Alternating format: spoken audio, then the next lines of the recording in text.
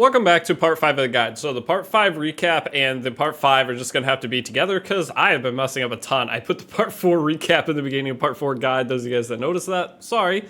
Then from there, I turned my mic off because I was on a call with friends and I had to step away. Then I came back and decided to record some videos and my mic was turned off.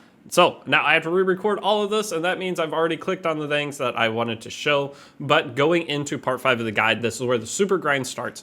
And we'll do a little recap first. So I'll go over the account, and then from here, we're going to go in. I'm going to tell you everything you need to work on. So where I left off on part 4 was 6-starring your starter champion. With 6-starring your starter champion, you're going to be taking Aethel or whoever your campaign farmer is. You don't have to do your starter champion if you're using Tholen.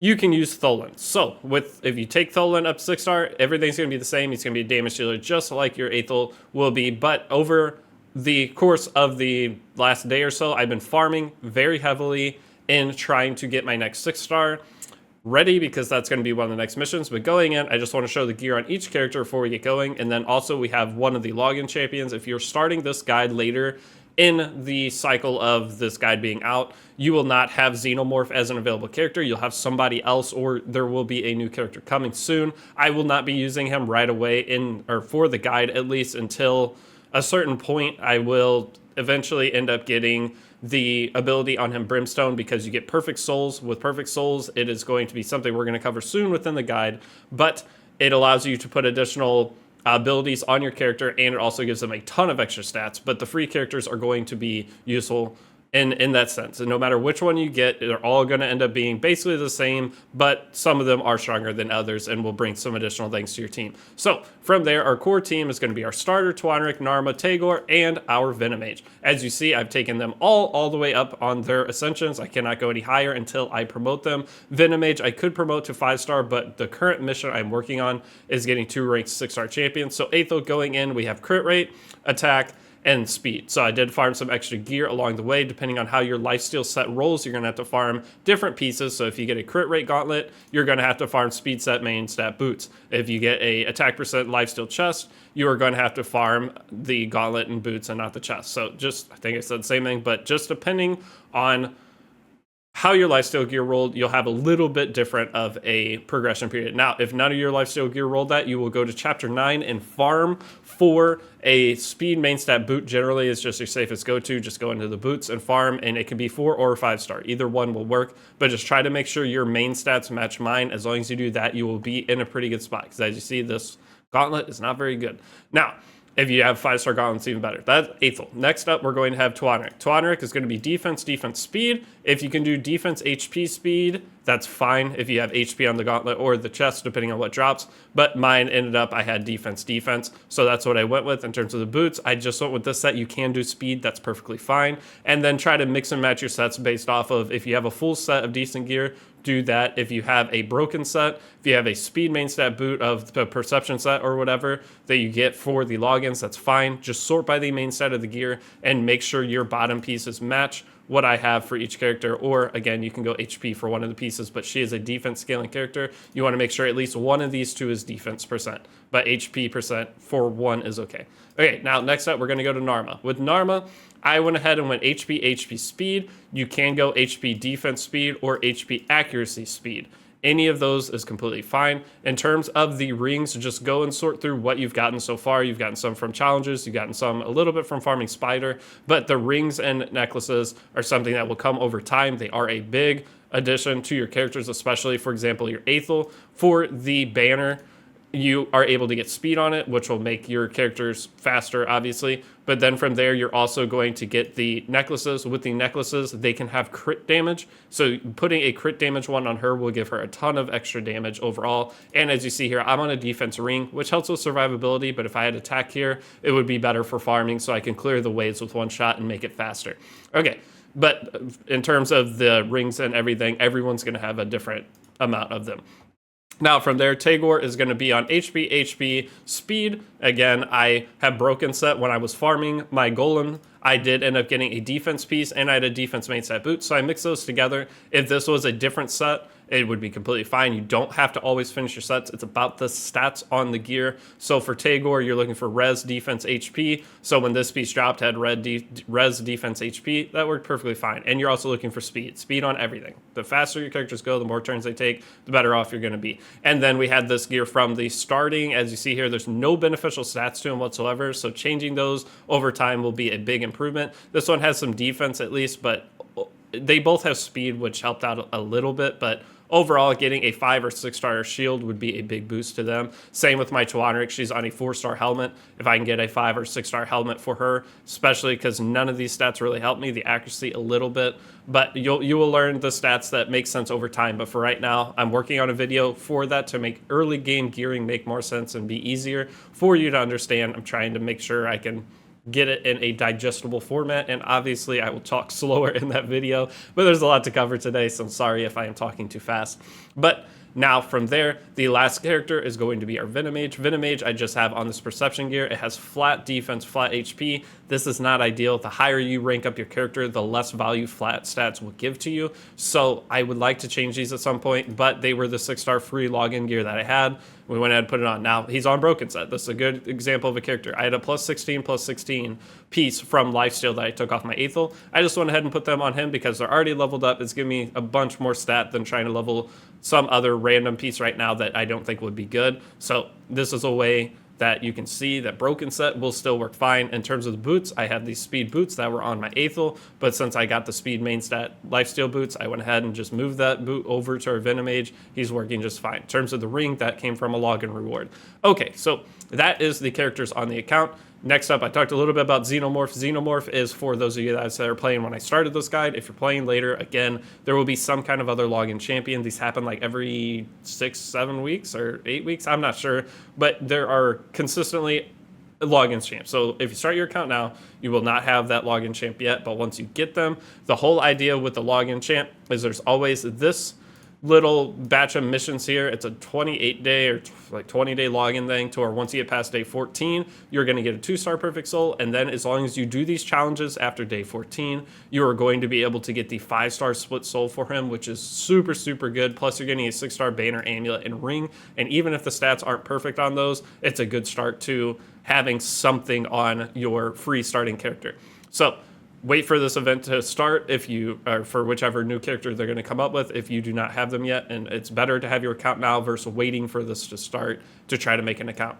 Okay, because we're not going to be using them anyway right out of the gate. The biggest thing we're trying to do is complete our basic main team first by putting all our resources into our first 5 guaranteed starting characters.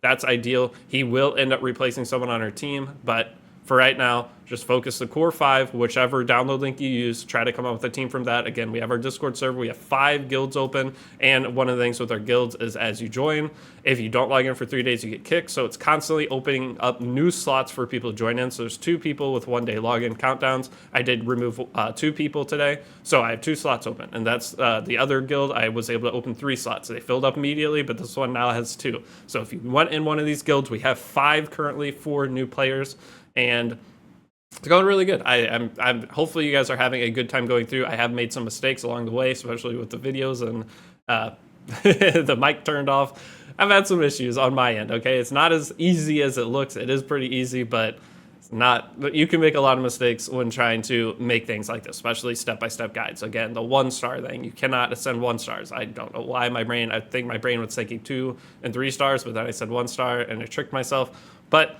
if you don't know what I'm talking about, good. Okay, you've completely got past that point. So now we are done with a little bit of a recap. If you're curious on my clan boss damage, we are almost able to 1-key hard. I actually think I can. It's just going to depend on the element. So I attacked a force boss today, and I got 11.26, and I'm at elemental disadvantage on most of my characters because force is good against magic, which magic is blue, and I was able to get 11.26, and I need 11.65. So I'm almost able to 1-key hard already, and then from there, it's just about promoting our characters and getting them into the next tier. Now, one of the things with Clan Boss, whenever you're going to your clan boss, you can set your team up to do whatever you want it to do. So one of the things I always do for Aethel, whenever I'm making a counter playing with Aethel, is I'm going to be taking her and turning off her skill 3. So if I go to Aethel here, or sorry, turning off her skill 2. If you turn off her skill 2, she will never use it during the clan boss fight, and then she will only use her skill 1. By only using skill 1,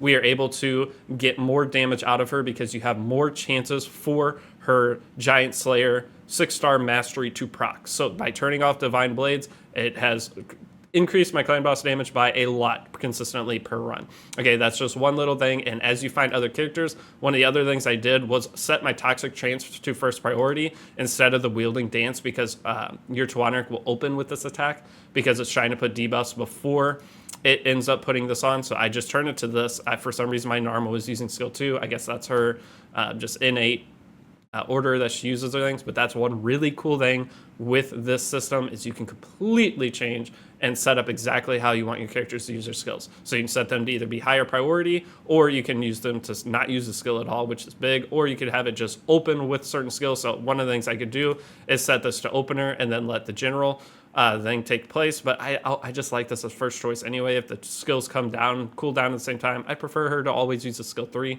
So that is one thing you can change in Aethel, getting those extra hits, because the skill 2 on Aethel just doesn't really do anything. It's a single hit. It's for farming campaign, if anything. Okay, so now from here, I want to show you guys, whenever you go in, you want to 6-star your first character. That was the next mission. Now, again, I wasn't recording voice whenever I recorded a 40-minute video, by the way. I talked for 40 minutes into my mic, and it wasn't picking up sound. You ask how that's possible? It's just I clicked the button on top of my mic and muted it. I have no idea it's muted, and I didn't look at the voice thing over at the side on the recording. I'm so used to that not being the case, not something I generally need to check. But I moved on with the mission. So I 6-starred my first character, went through whatever it told me to do, and then I got to getting 2 rank 6 champions, which is where I'm stuck. Now, from there, again, I 6-starred my Aethel, but you want to 6-star whoever your campaign farmer is. Once you 6-star them, you're going to want to come into your masteries, and if you're using Aethel, you want to get you do not want to get War Master, you want to get Giant Slayer. If you're using any character other than her, pretty much, just go to the Hell Hades website, see what it says, but generally, you will be using War Master on Kale and many other characters that you would initially put your first 6-star mastery on. It was going to be War Master, but Aethel is the exception because she has a 3-hit skill 1, which Giant Slayer allows you to get more procs. So from there, and it says bonus damage can occur once each hit on this one, and this one, as you see, bonus damage can occur once per skill. So anytime you have a character that has a skill 1 that hits a lot of times, the Giant Slayer is going to be your go-to. And I actually just recently learned the difference between that, because I thought they said the same thing. Now from there, I'm going to go out. I've been playing Raid for 2 years, and I'm still learning some of the most basic things that blows my mind, because I never even thought of that. I just always looked at Hell Hades and copied what they have, never questioned it, but now I'm starting to question a little bit more, so I'm giving the right information, and I'm learning along the way a little bit. Okay, so from there, once you have ascended your character and taken your masteries up to the top, whether it's your Tholan, your starter, whoever it is needing to be your campaign farmer. You can also do Bellower for it if you did get the Welcome Gift promo code to work. Now from here, the promo codes, again, I can't get any to work right now. I'm going to leave a list of all of them that I know are potentially available down in the description. I'm going to try the code 1weekgift, see if that's going to work for me yet. It still does not work. I'll try it again tomorrow. If it doesn't work, I'm just out of promo codes until new ones come. Unfortunately, some of you guys were able to get the Welcome Gift and other codes to work. Congrats. It's just a little bit of extra resource for you. It's not the end of the world that they didn't work for us. Now, from here, we are going to talk about a bunch of different things. So I'm going to go pause the video, write down all the stuff I talked about yesterday in the recording that didn't get recorded, and we're going to go from there. But before that, I want to show, once you get your character to 6-star, you are able to come into your campaign and you're able to farm with just them. So the general farming stage that you're going to do is stage 3, and stage 3 of part 12, so 12-3. With doing this, shields sell for the most. So whenever you're farming for anything, you will generally go to shields. Now, if you're using Tholan, though, you will do 12-6 because in stage 3, Tholan is weak to basically everything in there, meaning he's not going to consistently kill. So you will go to 12-6. It will be better for you because you will not be at disadvantage of your affinity. Okay, so that's the main difference, but most of us probably are using the starter character to farm, whether it's Aethel, Kale, whoever that may be. and this stage 3 is the go-to. So for this, I'm going to go ahead and show what a run within this looks like, just so you can see Aethel with the gear that I showed at the beginning of the video. This is what your runs should look like, and you will fail occasionally. The problem with Aethel is her AI is a potato. Whenever you have the ability to use your skill 2, if all the enemies are low HP, she'll skill 1 and kill the enemy instead of just killing everybody. And I do not understand it, and I will fail occasionally on these stages. I failed 2 in a row the other day. I was super mad. I think that was yesterday. And just know it can be frustrating, but you will win the majority of the time. And even when you lose, you're still at least getting EXP on the characters you bring. Ideally, you don't want to lose. So we're going to, so right here as an example, I will probably die, unfortunately. And that is because she's going to try to use skill 1s. And as you see here, I could go into the skill 3. It's going to proc the bomb early, but I'm going to go ahead and just kill one of the enemies here. I'm going to manual it, so I got bombed. So from here, she would skill 1. If I click auto, she's going to skill 1 when she could use her skill 3 to get her skill 2 back. So I'm just going to show it. This is one of the frustrating things. It happens occasionally. Yep, see, she skill 1s. Instead of using skill 3 down to the other one, she is going to end up winning this. But that is one really annoying thing with Aethel that makes no sense, just because hopefully you guys are not struggling with that. If you're using a different farming character, congrats, but I just want you to know if you're seeing your runs fail, that's why. And the way to get around that is we need to get more stat on our Aethel, which is going to come from our ring, and maybe you guys have enough crit damage from your other things to where that's not happening right now, but getting a banner and amulet will completely fix that. That's something that will happen over time. But for right now, what I've mostly been farming is going to be the stage chapter 9, because we need to work on our arena team. With our arena team, we are going to be picking up the character War Maiden. We had to farm one of her earlier for the fusion of Judiciary, but we can Justice Tagoar. I don't know. But we want to farm a new War Maiden because we want to use her. The nice thing is on our account, we have not used any Force Champions. So once you get her, you'll be able to take her up to 5-star. And this is a long-term progression thing. You do not have to do this now, but I'm doing it to get it out of the way. Plus farming this stage of 9-3 is a lot safer than farming the 12-3 since mine is not beating it 100% of the time. So going and farming some of the other characters is not a bad thing at all. And you can farm some of the other, like Spirit Host can be fantastic. There, multiple of the free champions are good. I will make a video covering all of those, but that's a lot to fit in one video here because we have a lot of other things to talk about. But now, once you get that mission, why I'm showing this farming thing is this is what you need to do. You will come in here, you will use your green shards, summon characters, and then get your inventory filled up. Go in, burn your stamina to then come in, then promote the characters. So you see here a bunch of 3-stars I've been working on. And then anytime I get a 4-star champion, I throw them in my Master Vault. And then I slowly upgrade them to rank 5 within here. So I know my Venomage needs to be taken to rank 5, but I'm going to skip that for now and just try to get my my second 6-star to rank 6. Now with your second 6-star, it doesn't really matter so much as to who you pick. I personally like Tagoar as my second 6-star. That's who I will be doing. The reason for Tagoar being second 6-star is she's the solo queen. The thing is, once you have enough stat on her, she gives herself heals and she cleanses herself, meaning that when you're about to fail a dungeon, she stays alive and then she slowly beats it. And that is a blessing. Like, she's able to solo very high in the Golem's lair because she can just cycle off those debuffs and not have to worry about them. She just is one of the best soloing characters in the game, and that includes Arena. Whenever you get into Arena, have a 6-star Tagoar and have her just unkillable, basically, because she's going to have defense buff and everything going, constantly healing herself. You are going to be taking out a lot of the enemies just by having her as like a backup safety net option. So Tagoar is going to be my second 6-star. Then from there, I will tell you guys what my next plan is. I'm going to research before and come up with the best game plan I can. But for right now, second 6-star is going to be that. Then from there, I don't think it's really going to matter. I potentially will take my probably Tagoar up. The order is going to be Aethel, Tagoar, Narma, ideally. But if you have this character, this is why I'm not trying to give you the exact thing I'm going to do yet. It's because I need to see Xenomorph and try to figure out what the best clan boss team is going to be within these 6 characters that we have, because Lightsworn will not be used for clan boss. Okay, so from here, now I'm going to go out. I want you guys farming. So get through all the missions until you're to the point where you need to get 2 ranked 6 champions. Once you're to that point, then you have to just go in, farm for extra characters, just farm X-3, trying to get the extra 3-stars that are free drops. They will be very useful for faction wars, which we're going to cover a little bit today, but it's still a little too early on an account to try to start pushing faction wars on you guys. I'll just give you the basic rundown of what you can do if you want to start pushing it. So the first thing that we're going to do is go in. We're going to talk about summons. We're going to talk a little bit about the Great Hall. We're going to talk about all the energy locations, which is what we're going to start with, and then a couple other slight things along the way. So give me 1 sec. We'll be back to cover all of that. Okay, so the first thing I want to talk about is energy. You guys are probably at a point where you're like, I need energy. I have to get some energy. The beginning of the game, it's refreshing your gyms. That's why I said maybe hold off on the gem mine and the guardian ring until you are to a point where your keeps are not all open. So if we look here, whenever you start the game, you're going to have your keeps open for 7 days. Mine have 22 hours left. Your ideal scenario with that is to get as far within these missions as possible during that time. So I'm going to continue to burn all of my gems into stamina until this goes away. Then from there, I will want to open the gem mine. This costs 1,500 total. There are 3 levels. Just getting the first level is good, but I am holding off on that. You do earn quite a few gems per day, and we'll go over all the locations for gems and stamina here in a second. But the biggest thing is your stamina. So now if you click here, you can refresh with stamina. I'm sure most of you guys have been doing it, but that is where almost all of your gems will go.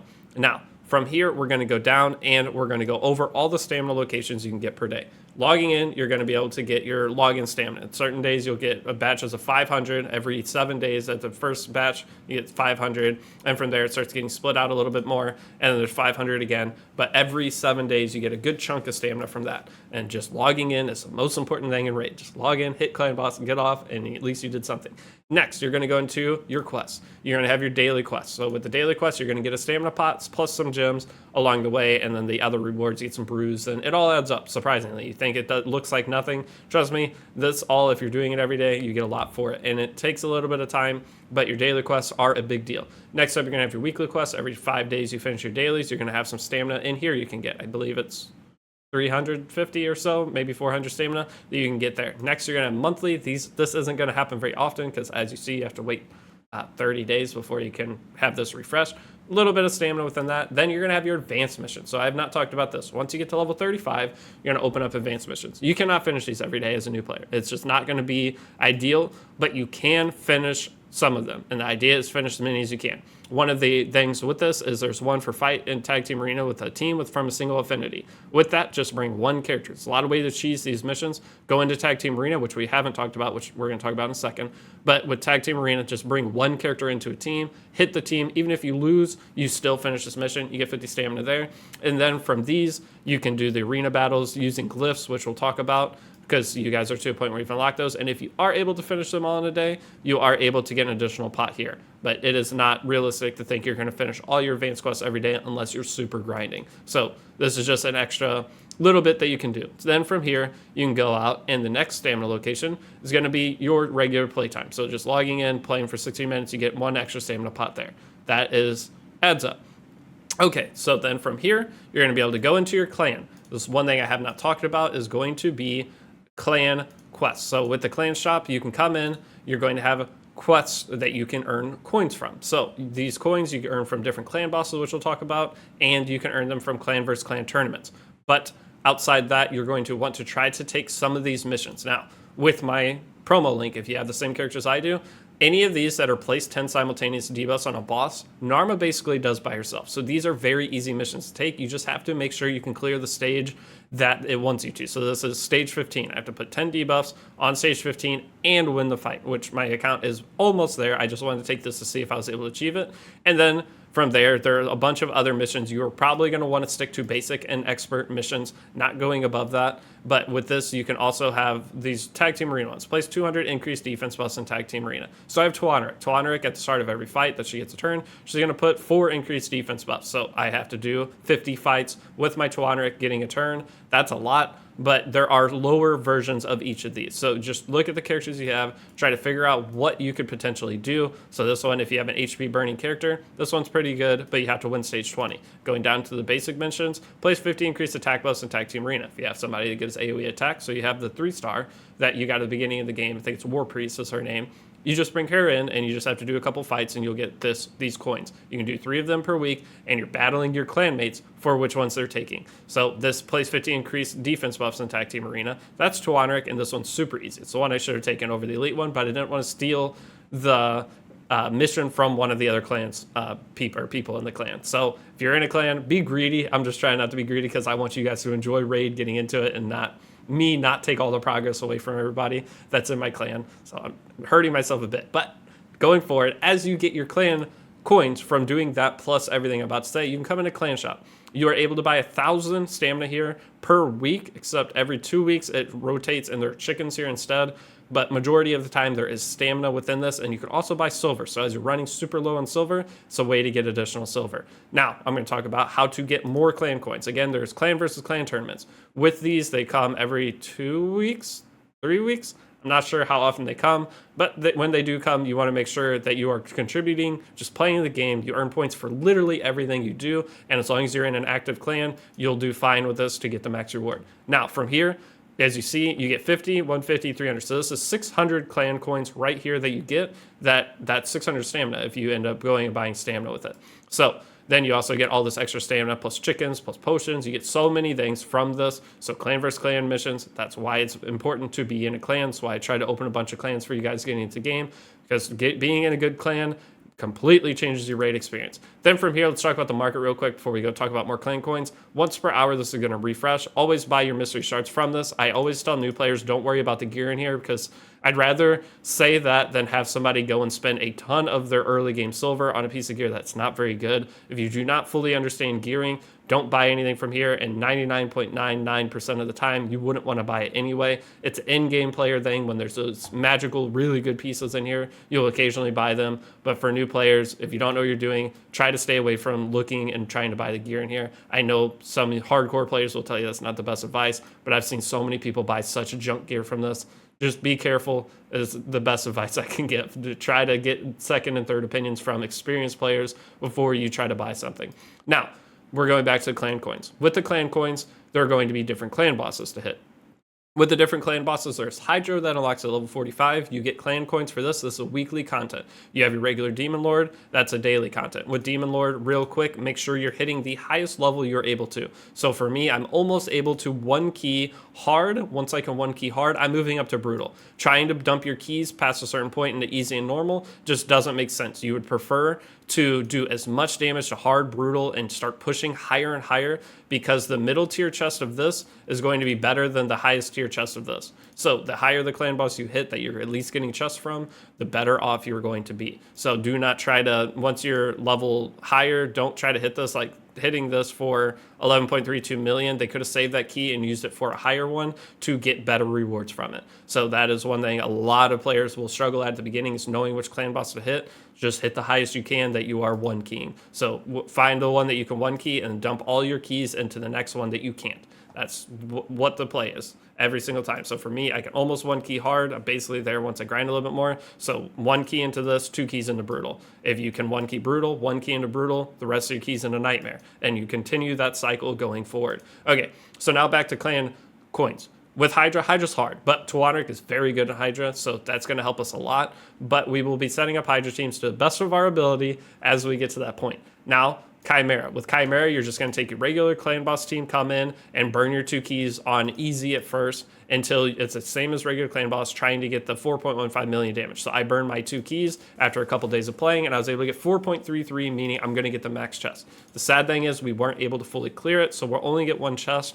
But from here, I want to go into the rewards from this. Whenever you get the max chest of this, you are getting guaranteed at least 270 clan coins, I believe. No matter what, you always get clan coins from this.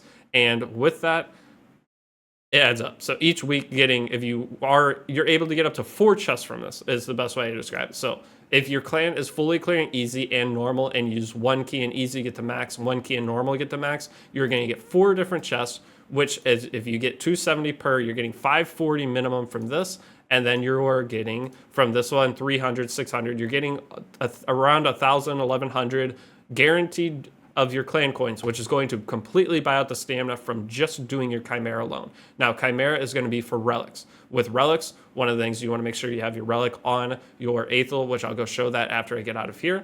And I know I'm saying a lot of stuff. Don't worry, I will cover all of this again. Don't feel like you have to digest it, but this is just a day. The only thing you guys really have to do is farm for your second 6-star once you get to that mission, if you're at the same point that I am. So that's what, hopefully you guys are just farming while listening to me yap and trying to take in some of the information. But again, it's You don't have to retain all this. We'll go over it all again. Okay. Now, from here, one of the cool things, though, is you are able to get Embers. This is the easiest to attain mythical champion. With that, mythical champions have two forms. They're basically two characters in one. You can have them transform mid-fight to completely do two separate roles depending on what you need, or you can have them transform and only stay in one role. But mythical champions are the bread and butter, the super, super good characters of this game. Now, yes, some of the legendaries are great, epics are great, but these are the usually most sought after. When you see someone with a mythical, you're like, oh, it's lucky, I wish I had that. So mythical characters, the red border outline, those are the really cool raid characters. And if you ever get one, or when you get one, if you're a spender, you'll get them. If you're a non-spender, take you some time, but you will get them for free. The thing is, you get 1 to 2 of the fragments per week around about. And then as you get stronger, you start getting maybe 3 to 4 a week. That tells you it's going to take you like a year of grinding raid, but once you get them, you will be very excited. Now, some of the mythicals are better than others, and there are 4 or 5 mythicals you can get for free just for grinding through the game, but they do take a lot of time. But raid rewards you for playing long time by having still really awesome champs that you can get. Okay, so from there, I have no idea what I was talking about besides the clan coins. We were talking about all of the locations for energy. So that is where you're going to be getting your clan coins, as these 3. Hydra also will give you a lot of clan coins.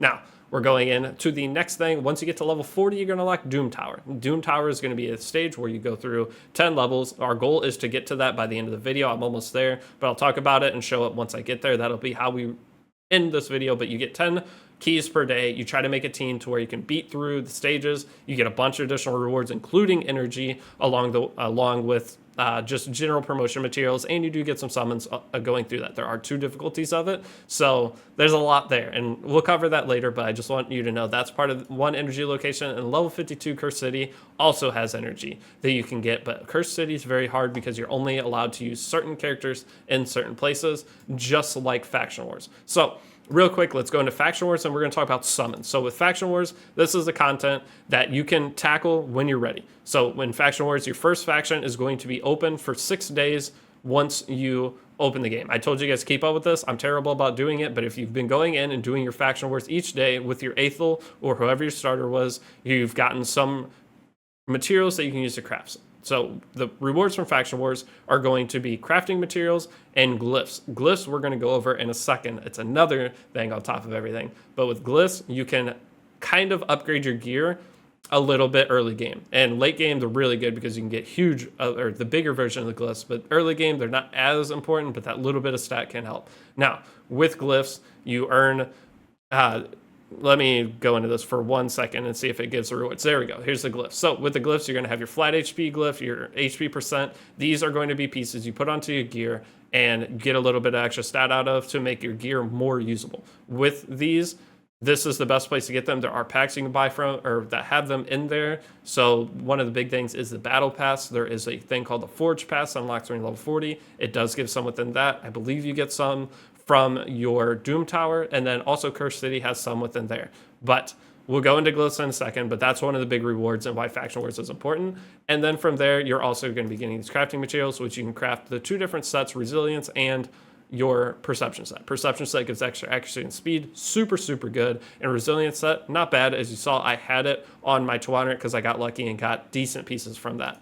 But with Faction Wars, going in, you are able to move gear for free now. That's one big thing from this guide and any other guide I made, is they added free gear removal. The idea with this is you go into a faction, you want to try to bring 5 characters, and leveling up 1 strong character at least to solo at the beginning to where you can move gear onto them allows you to at least get some farming out of this. But with, you can see the stars, it's just like campaign. You have to beat the stage, you get a 1 star. If you beat it 3 to 4 champions, no losses, you get 2. If you use 5 champions with no one dying, you get 3 stars.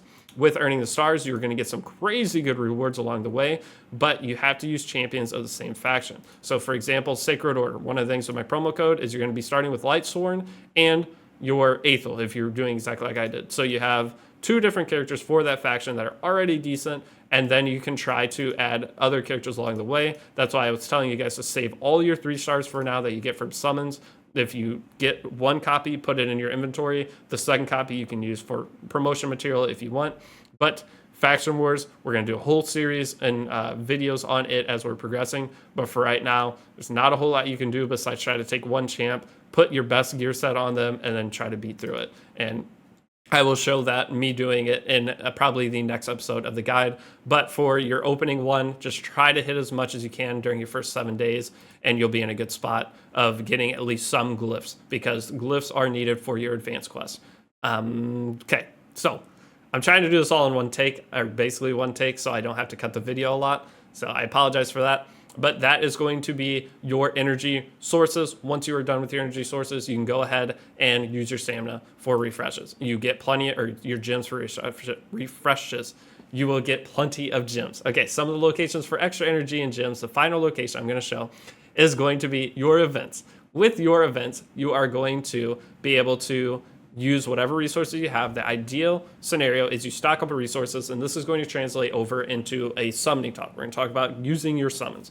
So first up, you're going to have different events, some like gear hunter events, and then you're going to have gear enhancement events. So ideally, you only upgrade your gear during one of these events to try to get the rewards. As you see, they're sitting in here 200 stamina that you can get, and these events are constant. They're non-stop. Every single time you're open the game, there's a new event starting, a new tournament starting, and that's one of the things that keeps Raid fresh, is it feels like there's always something to do.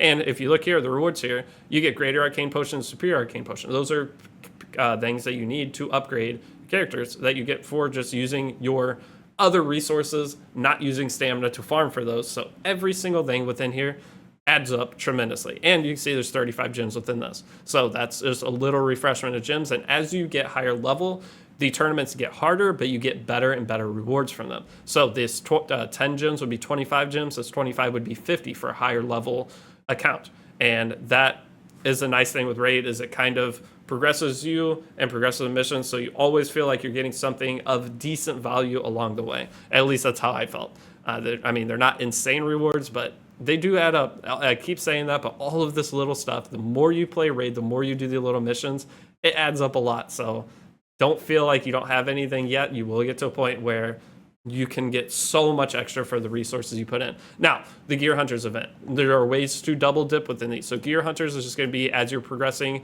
and farming, you're going to be able to get gear drops. With the gear drops, whether it comes from campaign farming for your characters, which we're doing now, or it comes from one of the dungeons, say Dragon's Lair, you're going to get points. And with getting those points, you add those up, and then you get the rewards from here. So I got superior void potions from this. That's how I ascend my Tagoar. And then there were also these arcane potion supreme ones, which are superior. That also helped me ascend my Tagoar to where I didn't have to farm as much of my void keep, which was great. I could farm campaign and get the rewards of farming something I didn't want to deal with along the way. But then there's also gems in here, and then there's also the epic skill tome at the end. So this is where you'll get some of your skill tomes. Now, with the Gear Hunters event, you can kind of double dip within this and go into tournaments.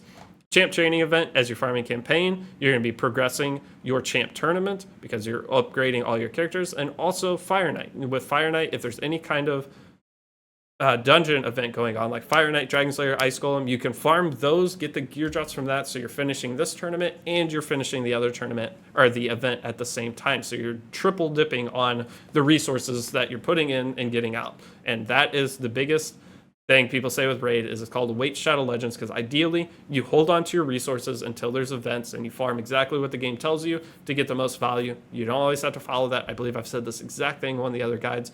You don't always have to follow these events. Work on what you need to work on. But if you get lucky and they're timing up with what you need to do, you just get extra stuff. So that's where some of your extra energy comes from, and that's where a lot of your gems will come from, is from just doing little bits of those events. Those gems will add up to where you can then, once we burn all this energy, gems and energy trying to get our second 6-star champ, it'll come back to you. Okay, so next up, we're going to talk about summons. With summons, ideally you want to save them. Okay, I know a lot of you guys went in and ripped. There are going to be different types of summon events. There's going to be progressive rate up events, and there's going to be 2x different kinds of events. So 2x events are better. I hate progressive rate ups. I've spent a ton of money on this game over my different accounts, and I've only ever gotten one character on progressive rate up.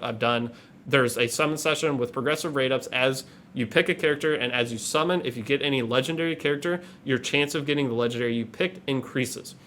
With that, I've summoned 6 characters, all legendaries, ripped hundreds of shards.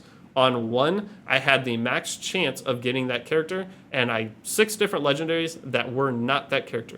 And that's been my experience playing Raid for 2 years. I can only ever done one character on progressive Raid up, and that is why I try to push away from it. 2x event, you're just doubling your rates. It's so much better. I've had such a better experience on that, but that is just me. See if other people's advice is the same with that, if you hear people talk about summon events. But personally, I push especially new players away from progressive because you don't have enough shards to even get a progressive rate up, like upgraded the rate to try to get that character.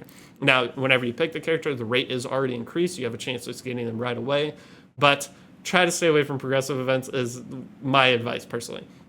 2x events is going to be, when you come in, there will be a 2x down here. It'll tell you what the event is. If you click here, you'll be able to see the rate change. So your regular rates for a Sacred Shard of getting a legendary is going to be 6%. That's pretty bad. That's 120 on average you're going to get a legendary, around about math. Then, though, you are always going to get epics from your Sacred Shards. Those are good because there's a lot of really good epics in the game. But on a 2x event, you'll go up to 12. So it'd be 1 in 10 summons should mathematically, or 1 in 9, should get you a legendary character. That is way better than 1 in 20. I mean, double the rates. So 2x events are the go-to. But before you summon at all, the best ideal scenario is instead of trying to target progressive rate ups specifically or the 2x's, is making sure there's some kind of event going on. There are things in this game called fusions. There's currently a fusion going on that isn't the best, and it's a fragment fusion. So these events come like once a month where they bring out this legendary character that if you do all the missions for them, which are going to be your events and your tournaments, I will make a whole video over fusions and how to do them. But for right now, just a quick explanation. Whenever you have those, you have to go through, do each event. You have to go grind your gear drop tournament, your champ training tournament, and you're going to get either fragments or a character that you have to level up. The character ones suck, but you will get these 3-star characters that you will then level up, then fuse them into a 4-star character, which is part of the event.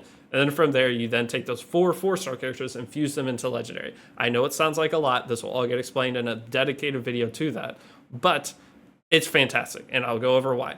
Whenever you go and just rip summons right now and use your resources right now, you're not guaranteed anything. You just go and hope for the best. If you wait for one of those events for your summons to utilize to try to finish one of those, you are guaranteed going to be finishing that fusion, and you're going to be getting that legendary character. Knowing you're getting something guaranteed, plus you have the ability to use your summons, you could get something good from your summons and you're getting the guaranteed versus just ripping them now at a random time. You're not going to get anything good, or you might not get anything good, and there's no extra progress thing that you're going to be getting along the way. So I'd always suggest players wait to where they're getting something guaranteed from their shards before they use them to get the most value out of the game. Now, we want to just have fun and rip shards, go for it. I mean, who knows? You can pull the best character in the game and have a breeze going through everything.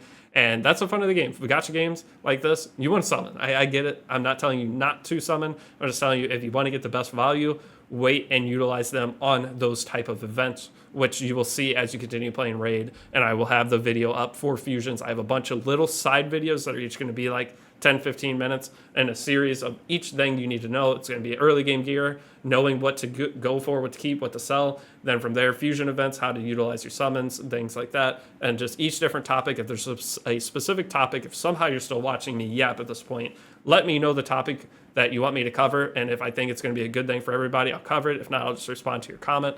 But that is the summoning of the game. Try to save resources the best you can. If you don't have that ability, I don't blame you. Summoning's fun. And if you're a spender, it doesn't really matter as much. But if you're a free-to-play player, these summons will be coming from our clan boss. So once we get our Demon Lord a little bit higher, once you start getting to Brutal, you'll start seeing some summons. But then our ideal scenario is once we get to Brutal and can one-key that, then we start hitting Nightmare. That's when you'll start seeing a lot more progress. Then from there, trying to get from the Nightmare to Ultra Nightmare Gap is the ultimate goal. And that's where you should start seeing a good influx of monthly Sacred Shards. And then the other shards are good too. You're going to be getting these a lot sooner. Okay, so I've covered a million things. Again, what I want you guys to be doing before the next episode of the guide, trying to get your account up to level 40 to 42 while trying to make your second 6-star character. By once you get to that point, we'll have Doom Tower unlocked. We can go over that, and you'll have 2 rank 6 champions, which is going to be big for your account. Now, with your gems. You can spend them however you want. I gave you the different options. Using it for stamina is the most fun. Then from there, once your keeps are gone, I highly suggest starting to try to allocate gems over into your gem mine. And then lastly, your guardian ring. With your guardian ring, again, you only want to buy the first 300 cost upgrade for each different one to unlock all 5 slots. And we will go over, sorry, the guardian ring. Again, I'm trying to do this in one take with no editing, but you can go into your guardian ring and put characters in there to get passive experience, and that will pay for itself over the course of so many months. And the gem mine, I believe what everyone says that has done the math for it, is once this is maxed out, you will get your initial investment back after 3 months of having the gem mine open.